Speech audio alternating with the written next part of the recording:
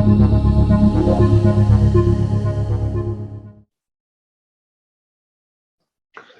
everyone, I'm Vaibhav Dixit. I'm a software engineer at Julia Computing and one of the maintainers of the SciML organization. Today I'm going to present the Optimization.jl package. The motivation behind creation of this package was to provide a uniform interface to a variety of nonlinear optimization solver libraries available in Julia, and also to decouple the creation of derivative functions from the optimization solvers themselves, such that you can choose the right AD library suited to your specific problem. Additionally, in some of our use cases in scientific machine learning, we observe that sometimes it is much more efficient to use a combination of different kinds of optimizers to achieve the minima faster. So what I'm talking about is combining, let's say, a stochastic optimizer like Adam, followed by something like BFGS, which is much better at reaching the local optima. This kind of poly algorithms can speed up the fitting process by quite a lot in some of these problems with very complicated likelihood surfaces. Though a lot of the fields required by these nonlinear optimization libraries is pretty consistent, you do tend to have some libraries that can make use of different kinds of information about the problem to make the uh, optimization more efficient or robust. So things like the sparsity pattern of the objective Hessian, or even the constraints Hessian, things like that. There are also libraries that can make use of the expression graph for the problem. So having a wrapper like as provided by Optimization.jl, which can automatically generate these information for your problem, can be pretty convenient. There are already some great frameworks for optimization in Julia, like the Jump project. But what we felt in our use cases in scientific machine learning was having a DSL can sometimes be limiting. Hence, we wanted to develop a library, an interface which can accept arbitrary Julia code instead. The SciML ecosystem now has a pretty consistent and well-established interface across a variety of different packages and problem domains. And we felt that extending that to optimization problems would lessen the learning curve for existing users quite a lot. In the diagram here, you can see at a high level the structure of the optimization.jl package with the AD libraries forming the top layer here, followed by the optimization.jl itself, leading to the nonlinear optimization solver packages that are supported. As we move on to look at the examples, you'd be able to understand exactly how these interfaces are implemented. All right, so now let's move on and look at some examples of how you can actually use Optimization.jl. To showcase these examples, I'm going to be using the Julia Hub cloud compute platform by Julia Computing. Julia Hub provides an easy way to interact with the Julia ecosystem and run your code in the cloud from your browser. We start by loading the optimization package.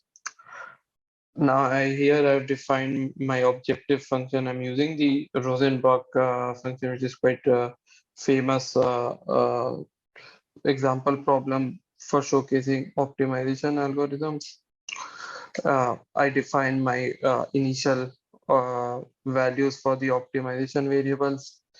And as you might notice here in optimization, we expect the objective function to take two arguments, the first being the optimization variables and the second being the parameters that are used to define the objective function. So both of these are vectors. So I defined zeros for my initial variables for the optimization, and I have chosen 1 and 100 as the two parameters of my problem. So let's just look at the initial loss value. It's at 1.0 with x0 being both the values being 0. The next step here is to create the optimization function object, which, as we'll see later, is used to store and create the derivatives and other relevant information that we talked about before. So I assign that to the prob variable here, and then I use that to define my optimization problem with my initial variables and parameters. You might have noticed earlier when we were looking at the diagram that there are quite a number of different nonlinear optimization libraries supported through this interface. The way we have done this is by creating wrapper sub-packages in the Optimization.jl repository, which can be installed and used just like any regular Julia package. So here I'm loading the wrapper for the sub package for Optim called Optimization Optim.jl, and I use the Nilda algorithm from Optim here. Since Nilda is a zero order optimizer, it doesn't require any derivatives, and you might notice that so far we have not defined or discussed any derivatives.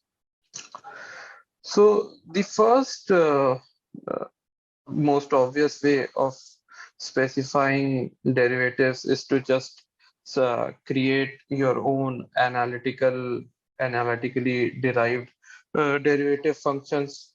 So here I have created the gbang function to calculate the gradient of the Rosenbach function, and hbang to create the Hessian for the Rosenbach function. So you can use these analytical derivatives and pass them to the optimization function object with the grad and hess keywords, and then they'll get passed on to the relevant sub package that you use. So now here I'm loading the optimizers package, which is a wrapper for the optimizers library from the Flux ML organization. And I'm going to use the Atom optimizer from that package. So we ran it for 1,000 iterations, and we can see that now our loss is at 0.06. So the way I calculated the loss here is I access the minimizer field from the solution object. Another way to do that would just be to directly get the minimum field, which would be the same as the function evaluation at the minimizer. All right. So because we specified both analytical gradients and gradient and Hessian, let's just use our second order optimizer Newton from Optim and confirm that works as well. And you can see the loss here has reached 10 to the power minus 31, which is quite low. Just to uh, be sure that things are working as we expect, right? Let's just add some random print statements here uh, so that we can confirm that it's indeed the analytical Hessian that, and gradient that is being used instead of it being calculated by the optimizer library. Right. Yeah. So running Adam, we can see it's the random string that was added just to the gradient that is getting used. And then now if we run the Newton algorithm, you can see it's has both the gradient calls and the Hessian calls. And it is indeed using the analytical function that we defined. All right. So now let's move on to the actual interesting parts of how you can leverage different automatic differentiation libraries with Optimization.jl. So we'll start with the forward diff package. So to use that, I first load the forward diff package, which allows me to use the auto forward diff object from Optimization.jl, which is passed to the optimization function object here to indicate that I want to use forward diff as my AD library. So let's create our optimization problem. And now I'm going to load the wrapper for interface, which allows us to leverage a number of optimization packages which can be used from the mathopt interface package. So I'm loading the IPOpt library here, and I call the solve on our optimization problem with the IPOpt optimizer. And I've specified the maximum number of iterations to be 1,000 here. So again, we can see that it has indeed reached uh, the minimum with the loss value now shown here to be almost 10 to the minus 28. In the same way, I could use a different, so let's just try a different AD library which is supported. So I loaded the reverse diff package here, and I'm going to change the auto forward diff to auto reverse diff.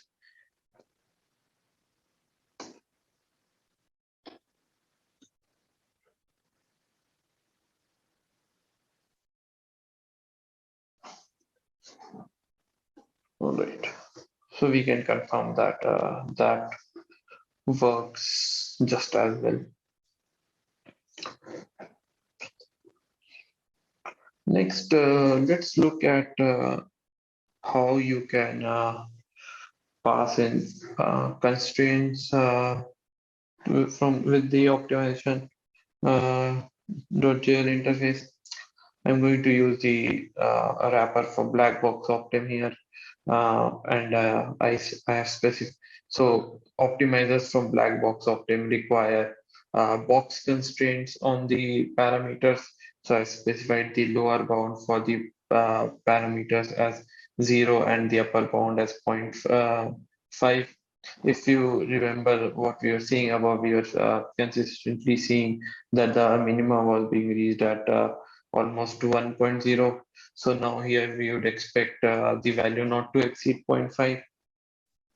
So just let's see how if that works.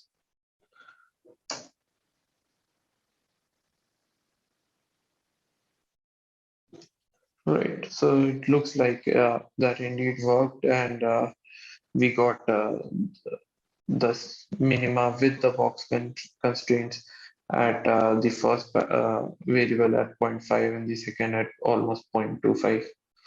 Let's just confirm by querying the value of of the objective. So it looks like it only was able to reach 0.25 with these box constraints, but it's still lower than 1. So we know our optimizer at least worked. All right. So next, what we can do is we can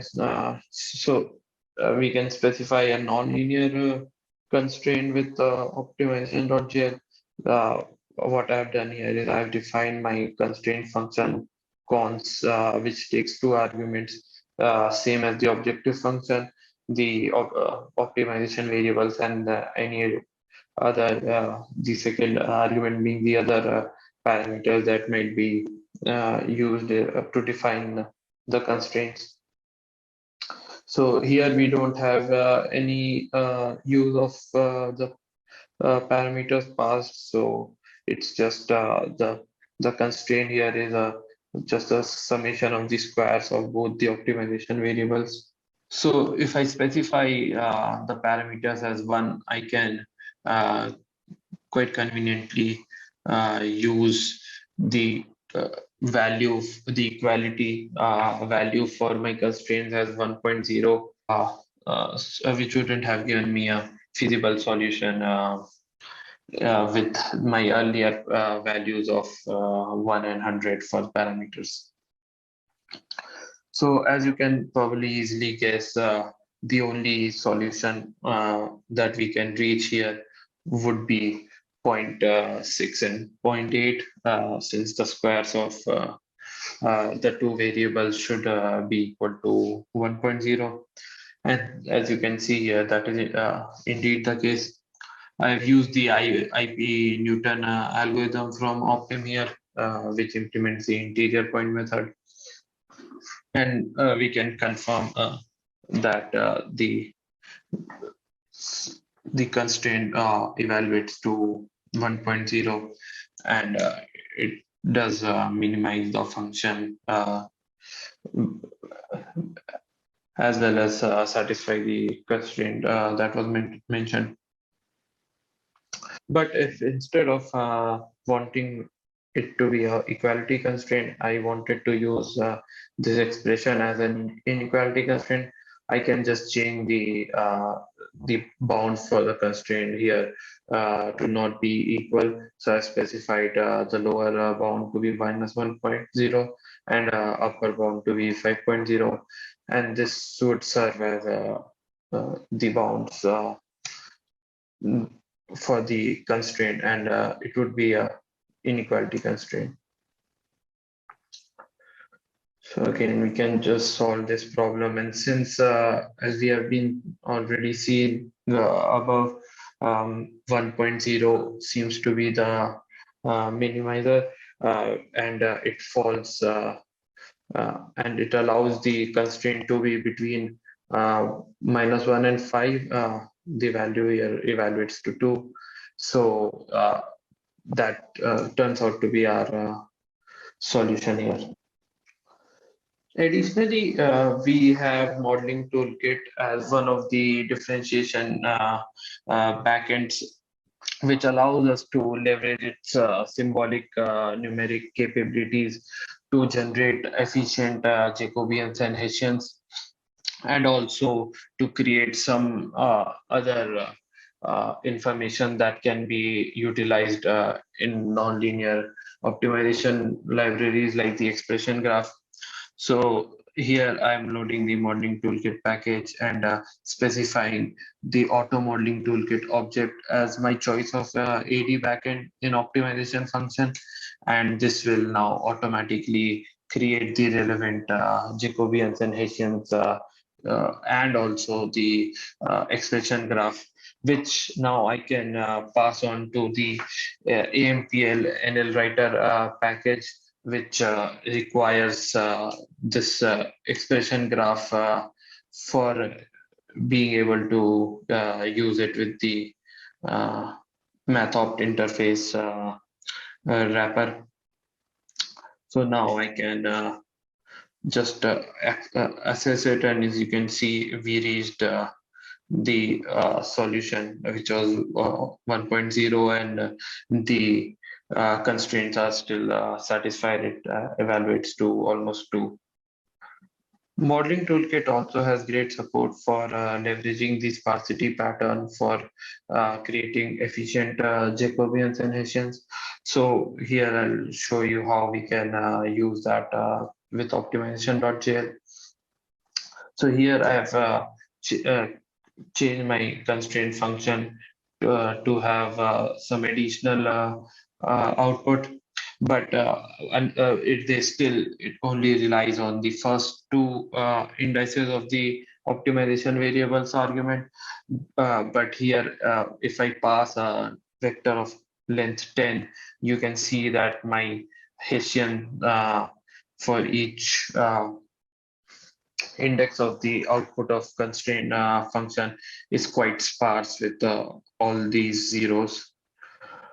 So to leverage this, I can pass the the auto modeling toolkit object accepts the two arguments. The first argument indicating whether the objective function should be treated as sparse, and the second argument indicating whether the constraint function should be treated as sparse. So I'm setting both to true here, and by using the above constraint function, and I'm passing a vector of length 10 for my uh, uh, optimization variables, and I've set some upper bounds and lower bounds for these constraints.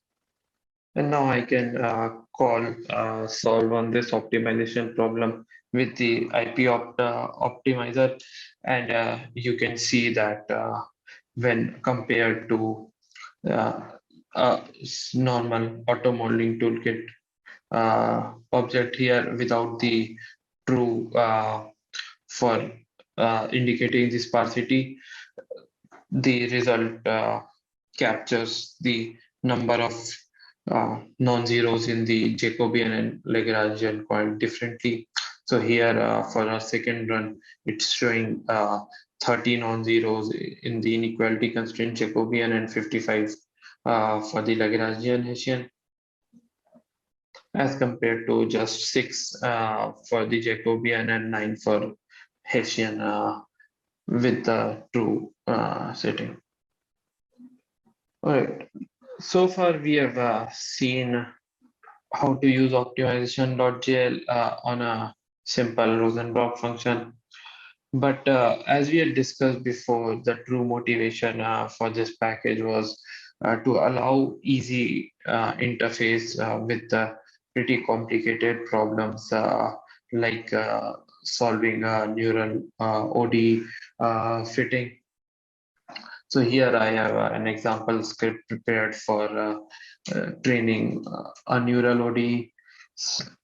Here I have defined my true ordinary differential equation function, which I'm going to use to create the data.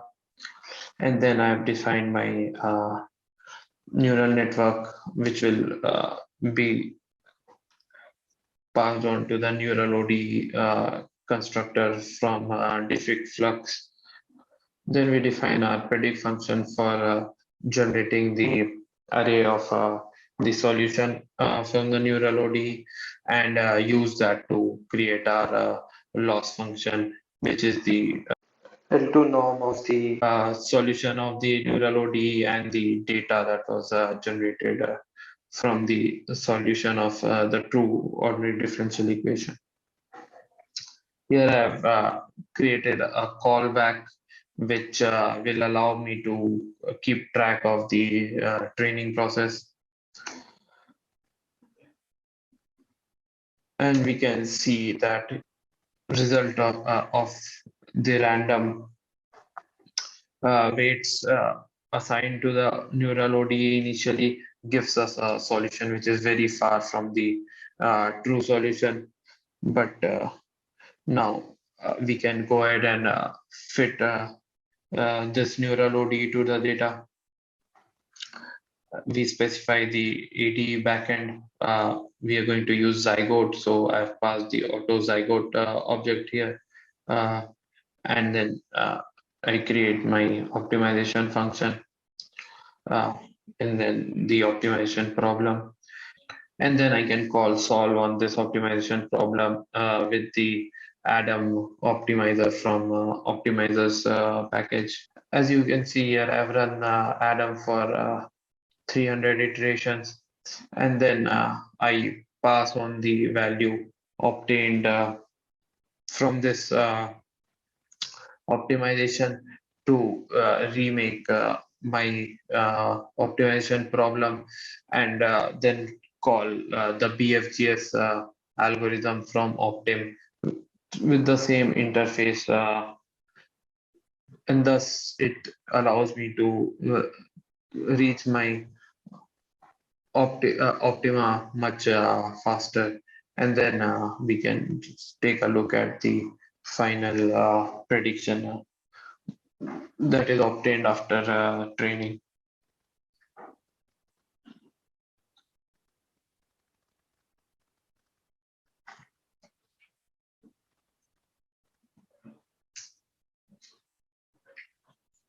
Additionally, you can also leverage the optimization package uh, through the symbolic interface provided by modeling toolkit. In this example here, I first define my two variables, x and y, and then my parameters a and b. And then I create my loss function. This is the same loss function, the Rosenbrock function, which we discussed earlier. Now, the only difference being that it's defined in terms of these named variables from modeling toolkit. And then I create an optimization system from my loss and the variables and parameters that I defined. This will automatically generate all symbolic information needed to solve our optimization problem. And now I create my optimization problem and call solve on it to get my optima.